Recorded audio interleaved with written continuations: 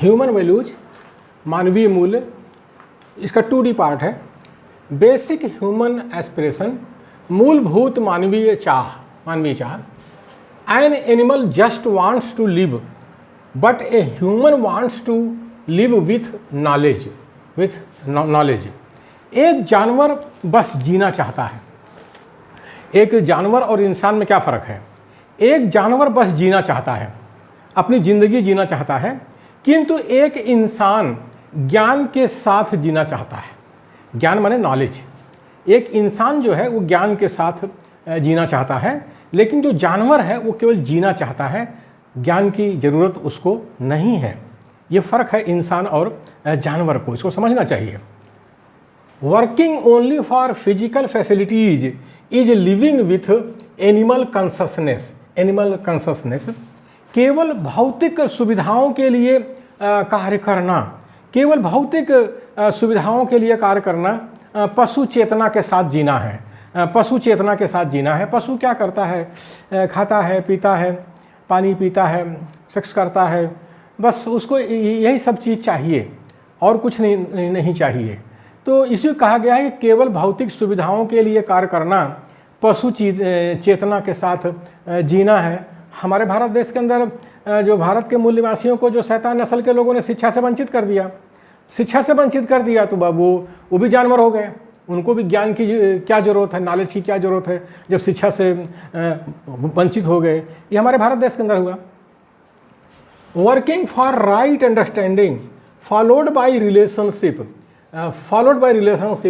Is living with human consciousness. सम्यक दृष्टि के साथ रिश्ते के लिए कार्य करना मानव चेतना के साथ जीना है। यानी मानव चेतना के लिए राइट अंडरस्टैंडिंग, सम्यक दृष्टि या सम्मादित्ति का कितना महत्व है, ये हमारे तथागत बुद्ध ने हमारे भारत के मूल निवासियों को समझाया और उनको प्रदान किया। जिसके पास सम्यक दृष्टि होती है वही परिवार और समाज में अच्छे रिश्ते बनाता है, तो उसी को मानव चेतना कहा गया है। मानव चेतना में क्या होता है? सम्यक दृष्टि का होना बहुत जरूरी है। सम्यक दृष्टि के साथ में घर, परिवार, समाज में प्रकृति के साथ रिलेशनशिप का होना भी बहुत जरूरी है। संबंध भी बनाना बहुत जरूरी है, तो उसी को मानव चेतना कहते हैं। Right understanding plus relationship equal mutual fulfilment. सम्यक दृष्टि प्लस रिश्ते मतलब संबंध इक्वल पारस्परिक कल्याण। यानी पारस्परिक कल्याण कब होता है? जब लोगों के पास सम्यक दृष्टि होती है, सम्मादित्ति होती है, और साथ में उनको घर, परिवार, समाज और प्रकृति के साथ उनके रिश्ते होते हैं, उनके संबंध अच्छे होते हैं, तभी जो है पारस्परिक कल्याण होता है। आपस में मिलजुल करके कल्याण होता है, वेलफेयर होता है। तो बुद्ध ने हमको, तथागत बुद्ध ने 2500 साल पहले राइट अंडरस्टैंडिंग, सम्यक दृष्टि यानी सम्मादित्ति प्रदान की थी हम भारत के मूल निवासियों को। Right understanding plus physical facilities equal mutual prosperity. सम्यक दृष्टि प्लस भौतिक सुविधाएं इक्वल पारस्परिक संपन्नता। यानी जब पारस्परिक रूप से हम लोग आपस में संपन्न कब होंगे? तब होंगे जब हमारे पास सम्यक दृष्टि होगी, सम्मादित्ति होगी, पॉजिटिव एटीट्यूड होगा और भौतिक सुविधाएं होंगी, फिजिकल फैसिलिटीज होंगी, जैसे रोटी, कपड़ा, मकान, शिक्षा, स्वास्थ्य, रोजगार, इसको भौतिक सुविधाएं कहते हैं। तो दोनों मिल करके जब मिल जाता है तो पारस्परिक संपन्नता होती है। आपस में हम एक दूसरे के साथ संपन्न बन करके रहते हैं। तो बुद्ध ने हमको सम्यक दृष्टि दी थी। कितना महत्व है सम्यक दृष्टि का। बुद्ध का क्या 2500 साल पहले क्या उनकी दृष्टि थी मानव के प्रति। मेथड ऑफ फुलफिलमेंट का मतलब होता है कल्याण की पूर्ति का तरीका। Realising one's true aspirations and achieving fulfilment is like nurturing a seed into a tree to yield fruits. अपने सही आकांक्षाओं का यानी एस्पिरेशन माने आकांक्षा या चाह, अपने सही आकांक्षाओं का एहसास करना, अपने सही आकांक्षाओं का एहसास करना और उसकी प्राप्ति उसी तरह है जैसे कि एक बीज से पेड़ और फल प्राप्त होता है, जैसे कि एक बीज से पेड़ और फल प्राप्त होता है। अपने सही आकांक्षाओं का एहसास करना, अपने सही आकांक्षाओं का एहसास करना और उसकी प्राप्ति उसी तरह से है जैसे कि एक बीज से पेड़ और फल प्राप्त करना, पेड़ और फल प्राप्त करना। The four levels of our living existence include self, family, society, nature। ये है हमारे जीवन के 4 स्तर हैं। हमारी जो ज़िंदगी है इस दुनिया में उसके 4 स्तर हैं। एक है, पहला है स्वयं, सेल्फ, दूसरा है परिवार मतलब फैमिली, तीसरा है समाज, सोसाइटी, और चौथा है प्रकृति यानी वातावरण या नेचर कह लीजिए। तो ये 4 स्तर पर हम लोग जीते हैं इस दुनिया में इंसान होने के नाते। Our efforts should be directed with the aim of maintaining harmony at all levels of existence, इसका मतलब होता है कि हमारा जो प्रयास होना चाहिए, ये जो चारों स्तर हैं उनके साथ सामंजस्य बना के चलना चाहिए।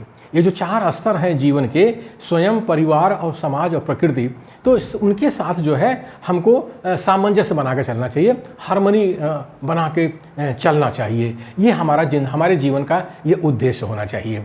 कहीं भी हार्मनी, सामंजस्य को बिगड़ना नहीं चाहिए। इन 4 स्तर हैं, स्वयं, परिवार, समाज और प्रकृति, चारों के साथ सामंजस्य होना जरूरी है। Desires are of two kinds। जो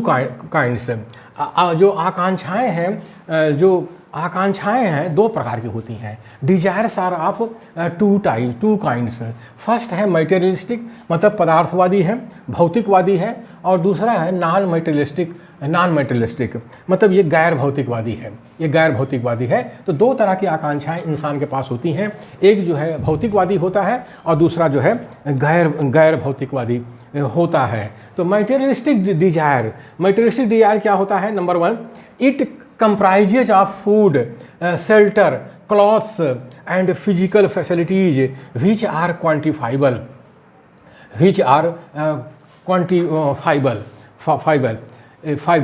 इसमें रोटी, कपड़ा, मकान और भौतिक सुविधाएं शामिल हैं, जिनकी मात्रा निर्धारित की जा सकती है। मनुष्य की जो भौतिकवादी जो आकांक्षा है उसकी एक मात्रा होती है, उसको आप तय कर सकते हैं कितनी मात्रा में। जैसे रोटी है, कपड़ा है, मकान है, इसको आप इसकी मात्रा तय कर सकते हैं। कोई 4 रोटी खाता है तो 4 रोटी खाता है। अब 4 रोटी से अगर उसको कम मिलता है तो ये होता है कि उसकी भौतिक सुविधा कम हो गई है। उसी तरह से आदमी कितना रहे, एक मकान में रहेगा और क्या रहेगा। तो इसी तरह रोटी का कपड़ा, कितने कपड़े पहनेगा, मतलब इसको एक मात्रा होती है, एक क्वांटिटी होती है। तो जो भौतिकवादी जो सुविधाएं होती हैं, आकांक्षाएं, इसकी एक मात्रा होती है जिसको हम तय कर सकते हैं। तो हमारे भारत देश में अंदर हो क्या रहा है? हमारे भारत देश में क्या हो रहा है कि हमको शिक्षा से वंचित करके शैतान नस्ल के लोग हमारा संविधान, लोकतंत्र नष्ट कर रहे हैं, हमको जानवर के स्तर पे ले जा रहे हैं। तो जानवर को केवल भौतिकवादी आकांक्षाएं चाहिए, रोटी, कपड़ा, मकान मिल जाए, बस बहुत है, इतना बहुत है। तो हम भारत के मूल निवासियों की जो नॉन मटेरियलिस्टिक है, गैर भौतिकवादी जो आकांक्षा है, उसके ऊपर ध्यान देना चाहिए, क्योंकि गैर भौतिकवादी जो आकांक्षा है उसी से मानव सही मायने में मानव बनता है, सही मायने में। अब भौतिकवादी से तो वो जानवर हो जाता है। तो एक तरह से मनुष्य पहले 2-4 पैर पर चलता था, तो उसके अंदर जानवर की प्रवृत्ति है, और बाद में 50,000 साल पहले वो 2 पैर पे आया है, तब उसके अंदर मानव चेतना आई है। तो मनुष्य के अंदर दोनों चेतना है, पशु चेतना भी है, मानव चेतना भी है। तो पशु चेतना जो है वो भौतिकवादी होती है, और जो मानव चेतना होती है वो गैर भौतिकवादी होती है। तो हम मूल निवासी बहुजनों को इस पर बहुत ध्यान देने की ज़रूरत है।